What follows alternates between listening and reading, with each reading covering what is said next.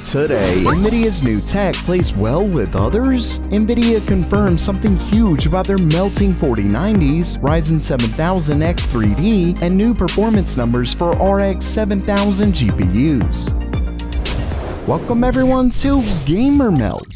First up for today, something impossible has happened. Nvidia's newest tech actually plays nice with other tech. The story originally comes from Igor's lab, where they show that Nvidia's newest DLSS tech actually works with both FSR and XeSS upscaling. Of course, the main part of DLSS 3 is frame generation, which is separate tech from upscaling, so it's not a huge surprise, but it's really interesting to see, especially given you can play around with it to see which offers the best performance and quality. It was only tested in Spider-Man because it supports all three, but other games may offer different results. Here we can see that FSR and DLSS were fairly comparable in terms of FPS, with XeSS performing worse than the others. When it comes to the quality of the image, it really depends on the scene, so you can decide for yourself. Of course, you will still need one of Nvidia's newest cards, but all in all, it's really cool to see this as a possibility. But what's even cooler than that is joining Meld Alerts, because it gets tough keeping up with all of these releases. RX 7900 XTX, RTX 4080, Ryzen 7000 X3D that I'll get to in a second. There's just a lot of PC hardware coming out, and that's where Meld Alerts comes in. When you sign up for free at meldalerts.com, you'll start getting notifications when major new PC hardware is released. That way you can be first in line to pick it up, whether it's a GPU, CPU, etc. Plus I'll keep you up to date on major PC hardware sales. And once again, it's free, so you've got nothing to lose. Just visit meldalerts.com and sign up today.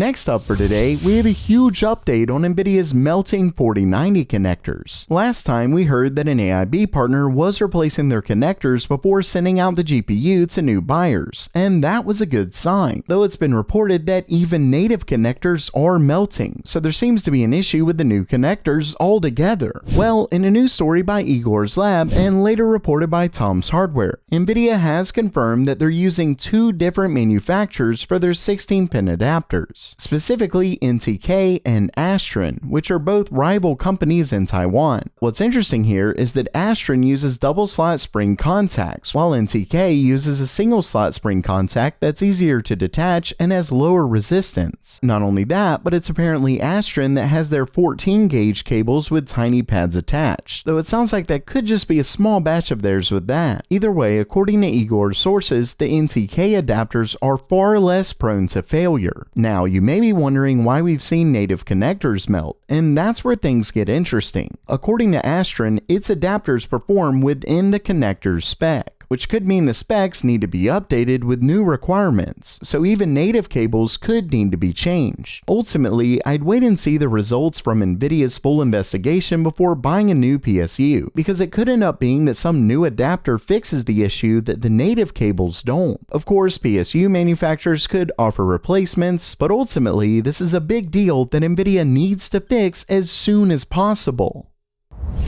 Next up, we have a big leak on AMD's Ryzen 7000 X3D CPUs, as well as an Intel refresh. The story comes from a known leaker on Bilibili, and first up, he claims that AMD's Ryzen 7000 X3D parts, as well as Intel's 13900KS, are set to come in the first half of 2023, specifically in mid to late H1. Next, he claims that AMD is set to release their A620 chipset as late as Q2 of next year, and that the multiplier will still be locked, so you won't be able to overclock it. Still, given how powerful Ryzen 7000 is at stock and how expensive AM5 boards are, it may still be a great option. We'll just have to see what kind of specs it offers. One really interesting claim is that Intel is apparently planning a Raptor Lake refresh for mid to late Q3 2023. According to him, it would simply include slightly higher clocks, as the core count would remain the same. Finally, he claims that as of right now, AMD is planning 4 Ryzen 7000 X3D parts, 2 2 8-core and 2 6-core. Now, he later replies that there may be parts above 8 cores. He just hasn't heard of it yet. And really, that sounds like people are a bit disappointed that AMD won't be releasing higher core count chips and have been asking about it. But if you ask me, this could still be huge news. Think about this. AMD's last gen 5800X3D is still a powerhouse of a gaming CPU. Now imagine it with the huge boost we saw from Ryzen 7000, and in a 6-core model. That to me could be a game changer in the mid-range market. Of course, Intel's 13600K and KF models have been really impressive all-around chips, but a 6-core X3D part could be a gaming champ at a great price. I guess all I can say is fingers crossed.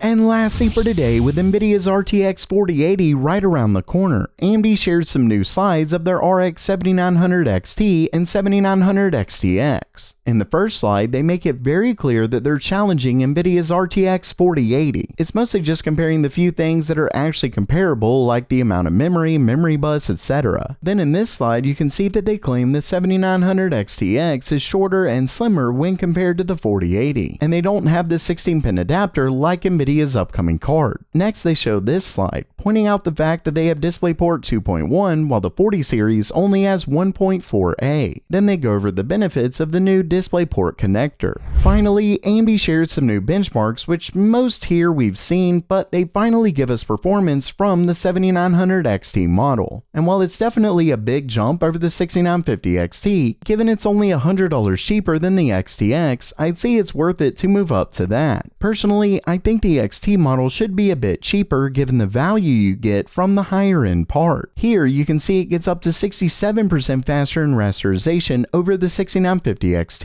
One really interesting piece of information comes from Digital Trends, who claims that their 4090 got 78 frames per second in Cyberpunk, while here the 7900 XTX got 72, which is only 8% less. And given the 4080 tends to have a much bigger gap in performance, AMD's next gen could really be a winner. Of course, we need more than one benchmark, but it's interesting to see. Finally, they shared performance with ray tracing, and they claim up to 82% faster performance over the 6950 XT. All in all, AMD's next gen looks exciting to say the least. I guess time, as always, will tell.